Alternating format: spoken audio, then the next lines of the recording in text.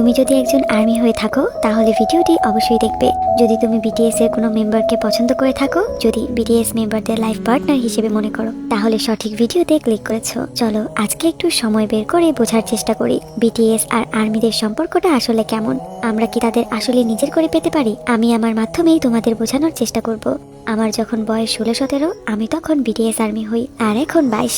তখন আমার তাদের খুব ভালো লাগতো। কথা ছিল তাদের নামগুলো মুখস্থ করব আর তাদের চেহারা মনে রাখবো।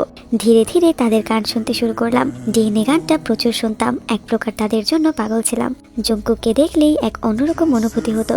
পরে তাকে নিজের বায়াস বানালাম। মোবাইলের গ্যালারি থেকে কফির কাপ পর্যন্ত সব জায়গায় তাদের ছবি ছিল। জঙ্কুক বলতেই মুগ্ধ ছিলাম। সকল ফ্রেন্ডরাও আমাকে কোরিয়া যেতে উৎসাহ দিত। তারপর আর কি, আবেগে কন্ট্রোল করতে না পেরে 2021 সালে একটি ইউটিউব চ্যানেল খুললাম, যেখানে বিটিএস এর শর্ট ভিডিও দেওয়া শুরু করলাম। 2024-এ পাক্কা একজন আর্মি হলাম। বয়স বাড়ার সাথে সাথে অনেক কিছু রিয়েলাইজ করলাম। ধীরে ধীরে অনুভব করতে শুরু করলাম জঙ্কুক শুধু একটা কল্পনা, একটা ভ্রম যা শুধু আমার মনে আর মাথায় থাকে। জঙ্কুক এই ব্যাপারটা জানেই না, সে কখনো আন্দাজও করতে পারবে না যে আমি এক্সিস্ট করি। এটাও বুঝলাম তাদেরও একটা ব্যক্তিগত পছন্দ আছে। তারপর থেকেই তাদের সাথে কোনো মেয়ে দেখলে আর হিংসা হতো না, জেলাস হতাম না। তৃপ্তির সাথে ভাবতে শুরু করলাম এটাই বাস্তব, এটাই রিয়েলিটি। যেটা আমি ভাবি সেটা না। প্রত্যেক সদস্যকে সমান চোখে বন্ধু ভাবলাম। মেনে নিলাম মিলিয়ন মিলিয়ন আর্মি আছে, আমরা শুধু বন্ধু, তার বেশি কিছুই না। আমরা যত বড় ফ্যানই হই না কেন, ভুল করেও আবেগের চক্করে তাদের বাসার সামনে চলে গেলে বা তাদের ছুতে চাইলে টক্সিক ফ্যান হয়ে যাব। আমি ততদিনই একজন ভালো আর্মি যতদিন আমি দূর থেকে তাদের সম্মান করব।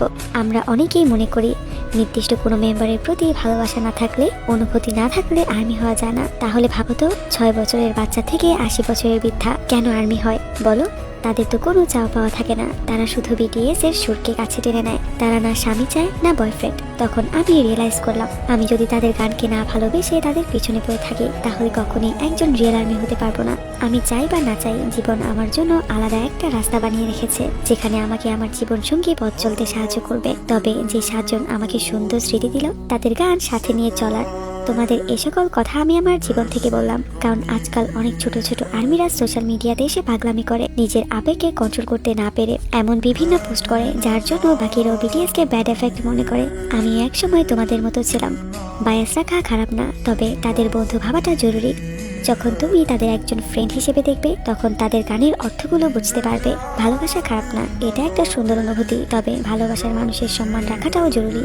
নিজের আবেগকে কন্ট্রোল করো। আমি জঙ্কুককে ভালোবাসি তাকে পাওয়ার জন্য না, তার মতো একজনকে খোঁজার জন্য। কারণ বাস্তবতা এটাই, আমরা এট দ্য এন্ড জাস্ট একজন আর্মি, একজন ফ্রেন্ড। তাই বলি তাদেরকে রেসপেক্ট করো, তাদেরকে ফ্রেন্ড ভাবো। তাদের জন্য নিজের মনে এমন কোনো অনুভূতি রেখো না যাতে তোমার জীবনে একটা